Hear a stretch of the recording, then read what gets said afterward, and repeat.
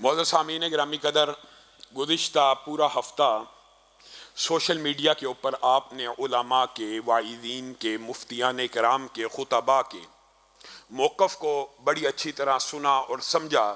Tariq road کے اوپر واقعہ مدینہ مسجد کے حوالے سے سپریم کورٹ کا پہلا فیصلہ گزشتہ جمعہ سے پہلے آ گیا تھا، اس کے بعد نظر ثانی کی اپیل ہوئی، اس ہفتے اس کا بھی فیصلہ آ گیا۔ علماء نے آپ کے سامنے اس موقف کو رکھا بڑی اچھی طرح، بڑی خوبصورتی سے، اعتدال کے ساتھ، غیر جانبداری سے، کہ کسی شخص کی ذاتی زمین کے اوپر کوئی مسجد قبضہ کر کے بنا لے جائز نہیں ہے، اس کو مسجد کا درجہ نہیں دیا جا سکتا۔ اسی طرح سرکاری اراضی کے اوپر، سرکاری پراپرٹی کے اوپر بھی مسجد بنانا درست جائز نہیں ہے۔ لیکن یہاں پہ جس مسجد کا ذکر ہو رہا ہے، بنیادی طور پر یہ ایک سوسائٹی کی وہ جگہ ہے جو پبلک مفاد عامہ کے لیے مختص ہے۔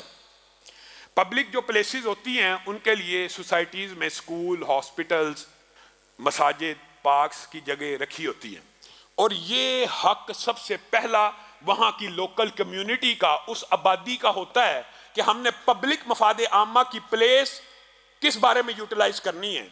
اگر پبلک یہ سمجھتی ہے کہ ہماری سوسائٹی میں 2 پارک موجود ہیں، ایک بھی مسجد موجود نہیں ہے، ایک کو ہم مسجد بنا لیں، اس کو ریگولرائز کراتی ہے، اس کو لیگلائز کراتی ہے، سوسائٹی سے اجازت لیتی ہے، NOC لیتی ہے، متعلقہ اداروں سے نقشے پاس کروا کے بنا لیتی ہے، پھر عدلیہ کا کوئی جج نوٹس لیتا ہے اور یہ فیصلہ کرتا ہے کہ کمیٹی کا فلاں بندہ آیا تھا، اس سے میں نے ڈاکومنٹ مانگے، اس کے پاس نہیں تھے، اس کا مطلب ہے یہ لیگل ہے، اس کو گرا دیا جائے۔ یہ فیصلہ ضد، تعصب اور عناد کی بنیاد پہ تو ہو سکتا ہے، زمینی حقائق کی بنیاد پہ نہیں ہو سکتا۔ طارق روڈ، مفتی تقی عثمانی کا آپ نے فتویٰ سن لیا، گفتگو سن لی، مفتی منیب کی گفتگو بھی سن لی، یوسف قصوری صاحب ان کی گفتگو بھی سن لی، تینوں مسالک کے علماء کی باتیں آپ نے سن لی۔ پوری طارق روڈ کے اوپر کوئی مسجد نہیں ہے، اسی مسجد کے ساتھ پارک موجود ہے، اور یہ مسجد آج نہیں کتنے سال پہلے بنی ہے، 40 برس پہلے NOC نقشے منظور کروا کے بنی ہیں۔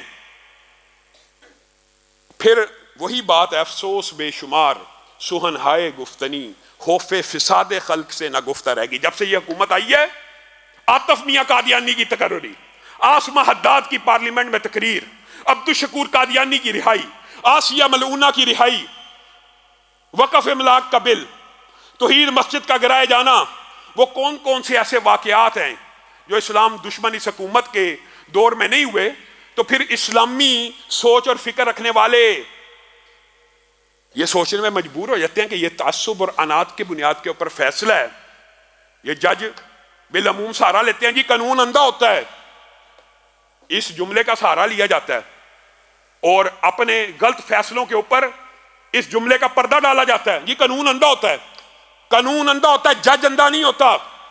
قانون اندھا ہوتا ہے لیکن متعصب ضد اور انا پہ مبنی نہیں ہوتا۔ جب حقائق کھل جائیں، جب بات واضح ہو گئی کہ یہ لیگلائز ہے، اس کو ریگولرائز کرایا گیا ہے، جی سندھ حکومت مسجد کے لیے متبادل جگہ دے سکتی ہے، پارک کے لیے متبادل جگہ کیوں نہیں دے سکتی؟ مسجد کے لیے دے سکتی ہے۔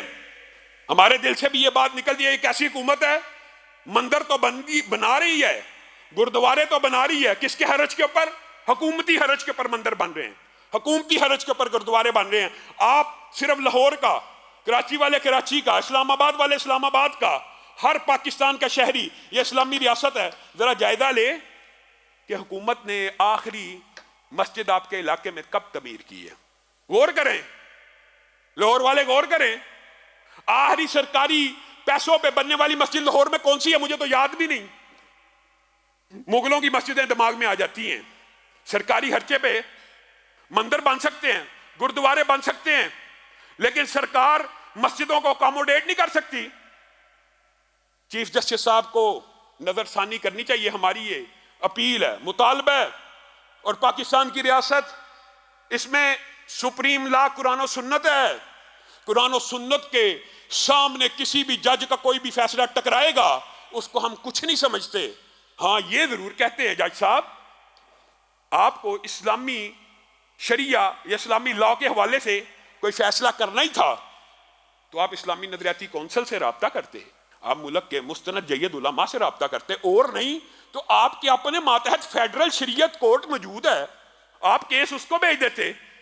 آپ اسلامی شریعہ کے بنیادی اصولوں سے ناواقف ہیں، وہ پبلک پلیس جو عوام کی ملکیت ہو اور عوام کے مفاد عامہ کے لیے رکھی ہو اور وہاں کی لوکل کمیونٹی اس کے بارے میں فیصلہ کر کے این او سی لے کے ریگولرائز کرا کے نقشہ منظور کرا کے وہاں پہ مسجد بنا دے، تو اسلامی شریعت میں اس مسجد کی ایک اینٹ کو بھی توڑنے نہیں دیا جائے گا۔ آپ کیا سمجھتے ہیں یہاں پہ کچھ ایسے بدبخت ہیں، جی مولوی صاحب آپ کے فرقے کی اگر نہ ہوتی تو آپ حمایت کرتے، ان کو یہی نہیں پتا میرے فرقے کی بھی نہیں ہے اور یہ مسلمانوں کی مسجد ہے، فرقہ کی ہے۔ ہم سے ایسے بدبخت موجود ہیں معاشرے میں، جی اگر فلاں فرقے کی ہوتی، ان کو یہ نہیں پتا کہ پاکستان پورے میں جائیں، بات آئی ہے ضمنی طور پہ کہہ دیتا ہوں، سب سے کم اکا دکا مساجد ہوں گی اہل حدیث مکتبہ فکر کی جو پبلک پلیسز یا پارک پہ بنی ہوں گی۔ سب سے زیادہ مساجد پارکس اور پبلک پلیسز بھی اس ملک کے اندر بنی ہے تو بریلوی مکتبہ فکر کی ہے، اس کے بعد جو بند کی ہیں اہل حدیثوں کی تو شاید ہی پورے لاہور میں میرے ذہن میں آ رہا ہے 1 یا 2 مسجدیں ہوں گی پارک میں کہیں پہ پبلک پلیس کے اوپر۔ لیکن کیا تعصب اور فرقہ واریت کی بنیاد کے اوپر ان کی مخالفت کر دی جائے؟ تمام مسالک اس بات کے اوپر متفق ہیں جسٹس صاحب، اس کی ایک اینٹ کو بھی گرنے نہیں دیا جائے گا، اس کی حفاظت تینوں مسالک کے مسلمان کریں گے۔ اور ہم آپ سے یہ کہتے ہیں آپ زمینی حقائق کو مد نظر رکھیں۔ خدا را اس ملک کے اندر آپ کا جو پہلا سابقہ پیش رو ہے، لوگ جب جاتے ہیں نا، جب جا رہے ہوتے ہیں تو کہتے ہیں کچھ اچھے فیصلے کر جائیں۔ وہ اللہ تعالیٰ نے بھی اس کے آسیہ ملونہ کو رہا کرنے کے فیصلے کے بعد ڈیم کے والے سے اس بندے کو ایسا ذلیل کیا آج وہ منہ چھپاتا پھرتا ہے۔ جسٹس صاحب آپ جا رہے ہیں، 1-1.5 ماہ آپ کے جانے کو رہ گیا ہے، آپ تقریروں میں کہتے ہیں میں مندروں کی حفاظت کروں گا، میں مندروں کی جگہ بناؤں گا، میں جین مندر کو بھی بحال کروں گا، ایسے فرقوں کی عبادت گاہوں کا بحال کروں گا جس فرقے سے تعلق رکھنے والے پاکستان میں بستے ہی نہیں۔ کچھ ایسے فرقے ہیں جن کی عبادت گاہیں یہاں پہ موجود ہیں جن کے ماننے والے یہاں پہ رہتے ہی نہیں۔ بتائیے جین مت والا کوئی پاکستان میں ایک بھی ہوگا؟ اس کی عبادت خانے بھی یہ بنانا چاہتے ہیں، پھر باہر سے جین مت والوں کو امپورٹ بھی کیجئے، پھر ان اقلیتوں کو درآمد بھی کیجئے۔ ایک تاریخی ورثے کے طور پہ آپ کسی چیز کو سنبھال لیں تو سنبھال لیں۔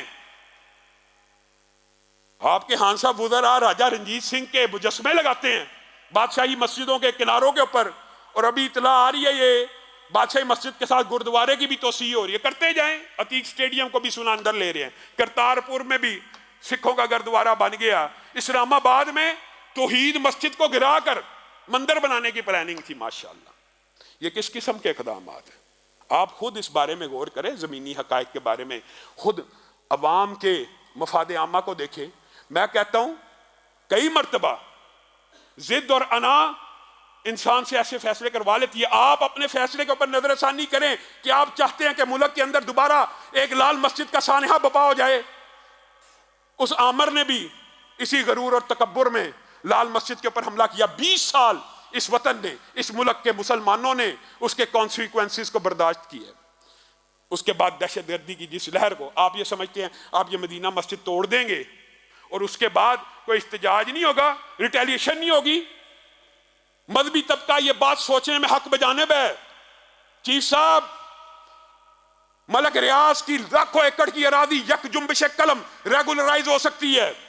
اس ملک کے وزیر اعظم کا گھر بنی گالا میں ایک قلم کی نوک کے اوپر ریگولرائز ہو سکتا ہے، تو 40 سال سے بنی ہوئی مسجد جو پورے کے پورے تمام سرکاری محکموں سے اجازت لے کے بنی ہے وہ ریگولرائز کیوں نہیں ہو سکتی؟ پھر آپ جواب دے کہتے ہیں جی عبادت گاہوں اور اقامت گاہوں میں فرق ہے، تو اللہ کے لیے یہی فرق ملحوظ خاطر رکھ لیجئے۔ اس سے بڑھ کے ظالم کون ہے جو مسجدوں میں اللہ کے ذکر کو روکتا ہے اور ان کی خرابی کے پیچھے پڑا ہوا ہے؟ بعض بدبخت مسجد زرار منافقوں نے بنائی تھی، مسلمانوں کی نہیں تھی۔ خامخواہ اس کے اوپر ابہام پیدا کرنا، آپ اپنے فیصلے میں نظر ثانی کیجئے۔ ہم آپ سے ہی کہتے ہیں، اور اگر آپ کو اسلامی شریعہ کے کچھ لاس کے بارے میں تحفظات ہیں، آپ علماء سے، شریعت بینچ سے، اسلامی نظریاتی کونسل سے اس بارے میں رجوع کریں۔ باقی تینوں مسالک نے مسلمانوں کے پاکستان میں جو 3 مسالک ہیں انہوں نے یہ فیصلہ کیا ہے کہ اس مسجد کا دفاع کریں گے۔ میرے بھائیو یہ بڑی اہم بات ہے، یہ نہ سوچنا کہ مسجد دیوبندیوں کی ہے یا مسجد بریلویوں کی ہے، یہ سلسلہ یہاں پہ نہیں رکنا۔ یہ ایک مسجد گرے گی، مدرسے گریں گے، وقف املاک بل تو ہے اسی چیز کے بارے میں تھا۔ یہ دین دشمن قوتیں، یہ مغربی آقاؤں کو خوش کرنے کا سسٹم اور نظام ہے۔ جاتے جاتے نیک نامی کی بجائے بدنامی دامن گیر کر لینا، یہ کس قسم کی عقل مندی ہے؟ اللہ رب العزت جو کہا گیا، جو سنا گیا، اس کو سمجھنے کی توفیق عنایت فرمائے۔